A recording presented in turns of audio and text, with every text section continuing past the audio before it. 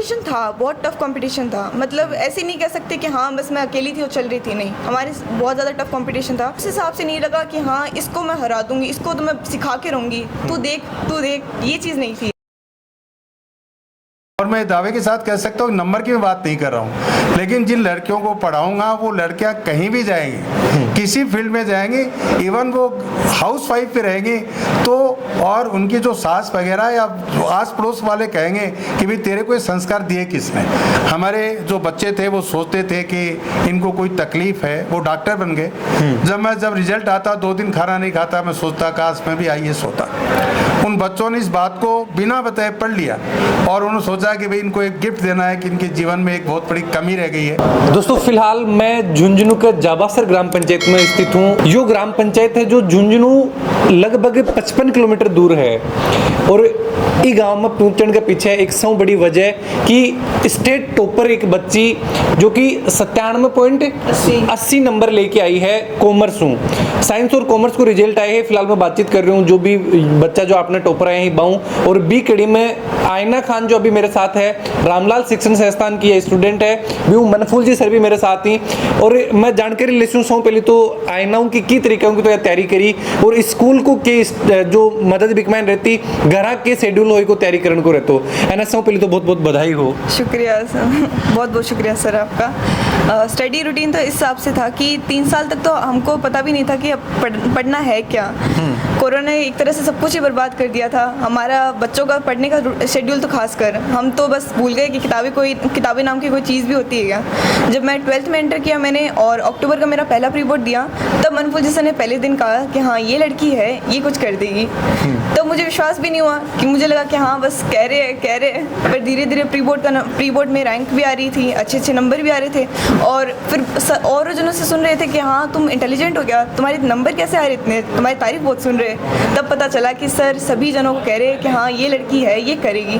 अब एक तरह से कॉन्फिडेंस भी था और मोटिवेशन भी कि हाँ अब इतने जनों कह रहे हैं तो कुछ ना कुछ तो मुझ में बात भी है। और ऐसे रेगुलर इनके मोटिवेशन से, इनके रेगुलर मतलब कहानियाँ सुना के जो इंस्पिरेशन देते थे उनसे मुझे लगा कि हाँ अब मैं कुछ कर दूँगी। अब इन्होंने सारी स्कूल में कर दिया कि ये लड़की रैंक लेके आएगी, तो आधा डर तो वैसे बैठ गया कि अगर अब नहीं पढ़ूंगी तो नंबर नहीं आने वाले जी। और नंबर नहीं आएंगे तो फिर बाद में इनका नाम खराब हो जाएगा, तो मुझे मेरे नाम से ज़्यादा इनके नाम की टेंशन होने लगी। फिर स्टार्टिंग में तो कम पढ़ती थी, स्टार्टिंग में तो था ही नहीं कि पढ़ने बैठूँ भी, मन भी नहीं करता था पढ़ने।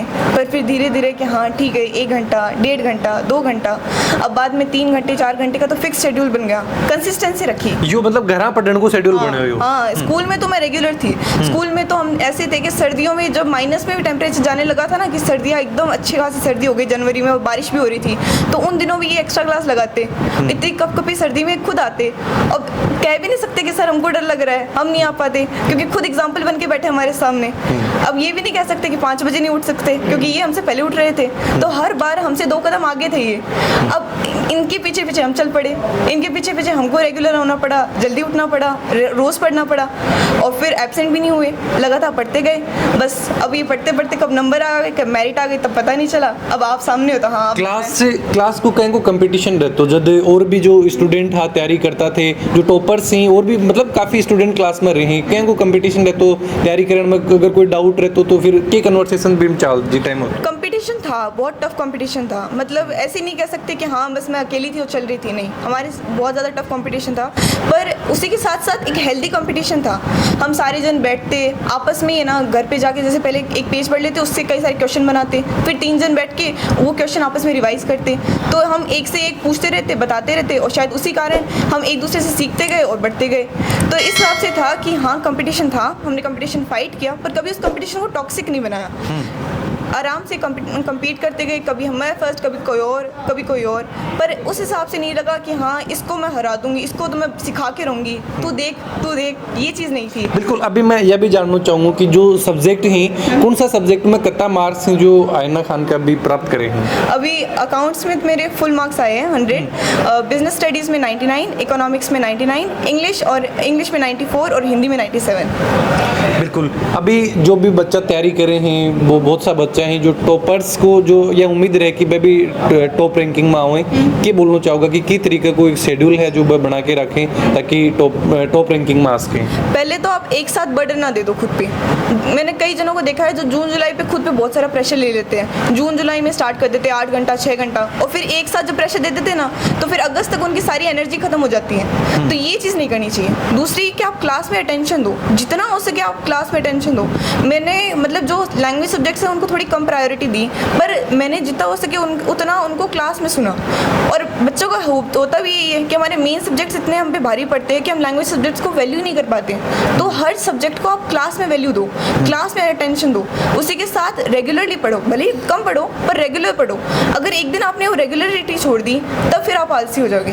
और फिर स्टार्टिंग के दिनों में आप कम प्रेशर रखो और उसके बाद बढ़ाओ। अगर स्टार्टिंग में आपने सारी एनर्जी एक साथ लगा दी ना, तो फिर एनर्जी क्रिएट नहीं होगी। धीरे धीरे करके आप एनर्जी बनाते रहो और लास्ट में जाके सारी एनर्जी भी एक साथ यूज़ होगी और आप में जो हार्डवर्क करने की जो क्षमता है ना, वो डबल हो जाएगी। बिल्कुल। आयना खान को पढ़ाई लिखाई के साथ में और कौन सी एक्टिविटी में है जो ज़्यादा भाग लेता है? पहले तो मुझे एक ना कई जने कह रहे हैं कि तुम इतना अच्छा इंटरव्यू कैसे देते हो। मेरी आदत ये है, जी मेरी खुद की सही में आदत ये है कि मैं अगर खाली बैठी हूँ ना, तो मैं इमेजिन कर रही हूँ कि हाँ कई जन बैठे हैं और मैं उनके बीच में बोल रही हूँ। और ये मेरी सबसे ज़्यादा मतलब बड़ी आदत है कि मैं भी कभी इंग्लिश में बोलना सीख देती हूँ, कभी हिंदी में बोल रही हूँ। तो लोग रहे कि तू गाँव से है तो इंग्लिश में इतना अच्छा कैसे बोल रही है हिंदी से। वो मेरी आदत है। मैं खुद डायरी लिखना मुझे बहुत पसंद है। मतलब मैं डायरी में बस कोई ना कोई बात, कोई ना कोई स्टोरी इमेजिन करती रहती हूँ, लिखती रहती हूँ। दूसरी मैं खुद से बातें रहती हूँ ऐसे, जैसे अब इंटरव्यू तो लाइव है, बट इससे पहले ऐसे मान लो कि मैं हज़ारों इंटरव्यू दे चुकी हूँ बैठी बैठी। हाँ, खुद से बस बैठी बैठी। बिल्कुल दोस्तों, यही चीज़ मैं खुद देख पा रहा हूँ कि अभी 12th पास करी है और बिकमैनी ये टॉप रैंकिंग में आए हैं और भी दौरान कति शानदार एक इंटरव्यू। अगर ये टाइम जो IAS UPSC की भी रिजल्ट अपना है बका इंटरव्यू देख रहे हैं और भाई चीज़ मन लग रही है कि मैं एक UPSC टॉपर से बात कर रही हूँ। आगे को क्या टारगेट है कि करना चाहिए? अभी तो मुझे एक बार फाइनेंशियली स्टेबल बनना है। मतलब तो मैं प्रोफेशनल कोर्स CA है वो करके एक बार फाइनेंशियली स्टेबल हो जाऊँ, फिर बाद में आगे CA करना है, UPSC करना है, उसका मैं उसके 4 साल बाद देखूंगी। बिल्कुल दोस्तों, फिलहाल जो CA ही करना चाहूँगा, फिलहाल ये चाहूँगा कि फाइनेंशियली जो स्ट्रॉन्ग बनो जाए। और अब मैं 20 शख्सियतों थान रूबरू करवाने वाला हूँ दोस्तों, जो कि मलसीसर क्षेत्र के मायने टॉपर्स जो देने की एक खान फिलहाल बन रहे हैं, क्योंकि पिछले साल भी देखा तो बहुत ही शानदार रिजल्ट। और ई बार जो अभी कॉमर्स और साइंस को जो साथ में रिजल्ट आयो, बिगमन सर मन जानकारी मिल रही है कि शायद 15 बच्चा हैं जो 90 अबव नंबर लेके आए। हाँ कि सर की तरीके की के घोल के को पिलाई जा रही है स्कूल में? देखिए, और मैं तो कोई पढ़ाने में उतना नहीं हूँ, लेकिन जो बच्चे हैं सुबह आता हूँ, इनके ग्रुप बना देता हूँ। पढ़ाने का काम एक दिन करता हूँ, बाकी ये खुद बैठ करके और खुद निकालते हैं सवाल और फिर मेरे पास आ जाते हैं। एक एक को बैठा करके जिसकी गलती होती है इन्हीं से जजवाता हूँ कि एक दूसरे कॉपी देखते हैं, इनको पता चलता है कि देखो इसने कितना सुंदर लिखा है, कितना अच्छा लिखा है, और फिर वो उसको मार्किंग करते हैं कि सर इसके इतने मार्क हैं, इसके इतने मार्क हैं। खुद काम करते हैं। मैं एक ही बार पढ़ाता हूँ, ज़्यादा देर नहीं पढ़ाता हूँ, बाकी ये खुद पढ़ते हैं। और यहाँ तक कि ये सब इनके ग्रुप बना रखे हैं मैंने। खाना भी ग्रुप में खाती हैं लड़कियाँ, एक दूसरे का वो टिफिन भी खाती हैं कि 5-10 लड़कियाँ होती हैं एक ग्रुप में बैठ के खाती हैं, लड़के एक ग्रुप में बैठ के खाते हैं। तो वो ज़्यादातर टाइम इनका इसी काम में निकल जाता है। बिल्कुल सर। और जिस तरीका अभी आईनाओं में बात कर रहे हो कि सर इस तरीका को कि भाई तन पढ़नो ही है, हर एक यह चीज़ बोल रही है कि भाई प्रार्थना सभा में या फिर स्कूल में यो अनाउंसमेंट करनो कि यह लड़की टॉप है या फिर यो बच्चों टॉप है, तो बस खुद एक जिम्मेदारी बढ़ जाए कि मेरी बात हो रही है तो कम मन पढ़ना पड़े। तो ये क्या कोई इन्वायरमेंट नहीं, बात यह है कि मेरा एक सिद्धांत है कि मैं किसी की बुराई करनी होती है उसके सामने करता हूँ, और यदि उसमें गुण देखता हूँ तो दूसरों को कहता हूँ कि खुद उसको डायरेक्ट नहीं कहता हूँ कि तुम बहुत अच्छे हो, बहुत कुछ करोगे। मैं दूसरों को कहता हूँ कि ये बहुत अच्छा आदमी है, ये बहुत अच्छा करेगा, और मेरे को बुराई दिखती है तो उसके सामने करता हूँ, ताकि दूसरे के सामने करने से तो वो जोड़ जाड़ करके और उसको बढ़ा के कहेगा।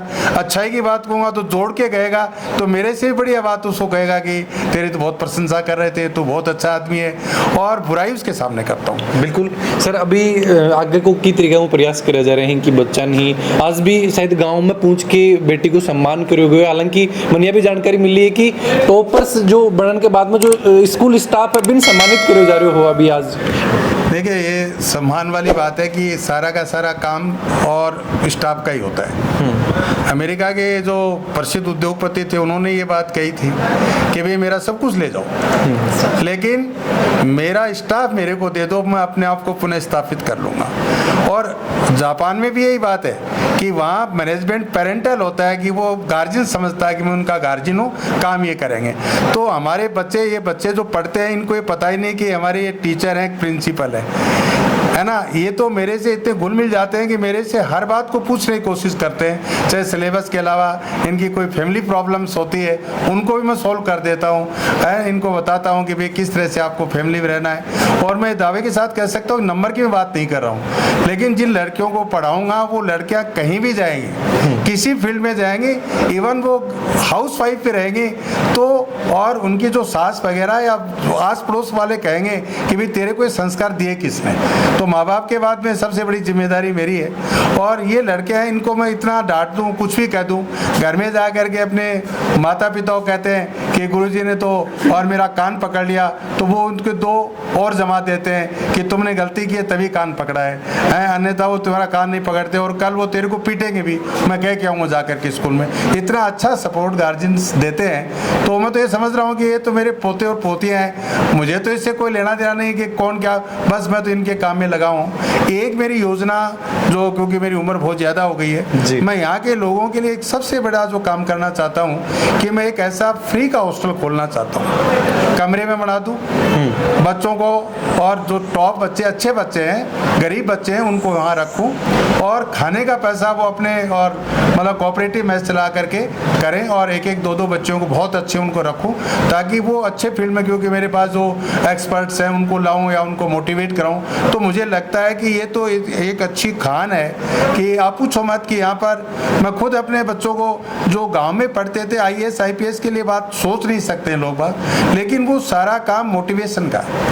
मैं जब IAS का रिजल्ट आता था, मैं राजस्थान यूनिवर्सिटी का गोल्ड मेडलिस्ट हूँ, और मैं जब टीवी में आता था, अखबार आता था, लेके बैठता था, 2 दिन खाना नहीं खाता था। हमारे जो बच्चे थे वो सोचते थे कि इनको कोई तकलीफ है, वो डॉक्टर बन गए।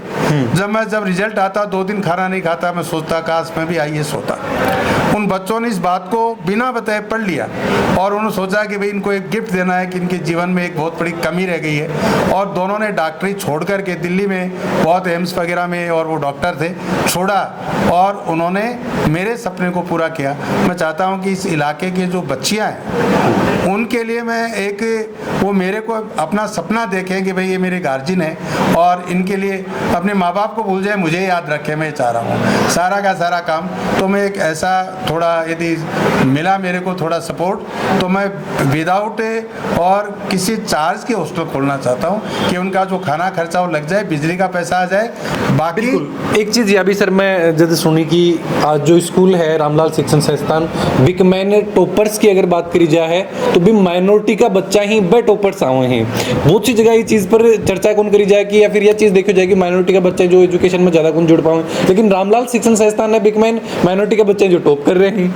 नहीं, ऐसा है कि देखो उनमें योग्यता की कोई कमी नहीं है, वो बहुत ही योग्य है। आपको मैं बता रहा हूँ कि आप जिले में देख रहे हो आज 6 IAS जिले में बने हैं जी, तो वो एक कम्युनिटी जाटों के हैं। और मैं सोच रहा हूँ कि देखो अब मेरिट आ रही है ना, आप 5 साल बाद में देखना, आज जाबासर गांव में 27 मेरे स्टूडेंट हैं जो सरकारी नौकरी में है। अभी मैं अमीर खां आवास में आया तो एक बच्चा मिला कि मेरी तो 3 नौकरी लग गई गुरुजी, मैं कौन सी ज्वाइन करूँ।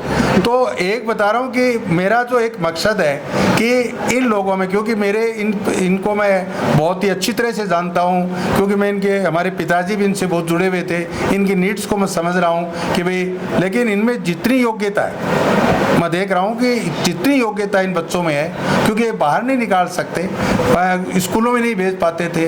अब मान लो इनको दिल्ली, बहुत सी लड़कियाँ हैं जो आपके मौलाना कॉलेज में वहाँ पढ़ सकती हैं, लेकिन उनको डर लग रहा है। तो यहाँ तो 12वीं तक पढ़ने में उनको कोई डर नहीं है कि भाई चलो ये गार्जियन गार्जियन है इनके पास हम भेज देते हैं, कोई दिक्कत नहीं है। तो एक गार्जियनशिप बांधे और मैं इनसे बहुत जुड़ा हुआ हूँ। मैं झुंझुनू में रहता था ना, तो भी मेरा उस मोहल्ले में रहता था ना, तो वहाँ पर भी यही स्थिति थी कि मैं साक्षरता में जाता था तो बहुत से लोग बाग वहाँ कहते थे कि ये महिलाएं पढ़ना ही नहीं चाहती थी। मैं उनको बड़ा मोटिवेशन करके, एक महिला ने तो कहा कि गुरुजी क्या पढ़े, मेरे को तो ये बर्तन मांजना है, तो मैंने उनके बर्तन मांजने शुरू कर दिए। उसे कहा पाँव पकड़िए नहीं मैं पढ़ लूँगी, साक्षरता में पढ़ लूँगी, आप मत करो गुरुजी ये काम। मतलब उनको मोटिवेट करो, सब काम हो जाएगा। बिल्कुल दोस्तों, और गुरु की एक सौ बड़ी पहचान यह हुआ है कि बस शिष्य के साथ में एकदम पूर्ण रूप जुड़े, तो बस शिष्य में भी बा फील आवा कि वो गुरु के जो भी आदर्श ही बिन मान के वह चीज करे। और आज वही चीज अपन देखने मिल रही है कि लगातार रामलाल शिक्षण संस्थाओं की प्रतिभा निकल के आ रही। आज जाबासर ग्राम पंचायत जो संस्था है बिन सम्मानित कर रहे हो, और बी कड़ी संस्था भी एक छोटो सो ये इनिशिएटिव लियो कि बच्ची ने है जो 51,000 रुपए को चेक देके सम्मानित करो। मैं जानकारी ली, बातचीत करी कि तरीका जो आयना खान जो तैयारी करी और जो स्कूल है जो कहेंगे कि प्रयास अभी के द्वारा करो गए हो। वीडियो के बारे में थारा जो भी विचार है जरूर थे कमेंट बॉक्स में लेके बताओ। चैनल पर बना रहो। जय झुंझुनू, जय राजस्थान, जय हिंद।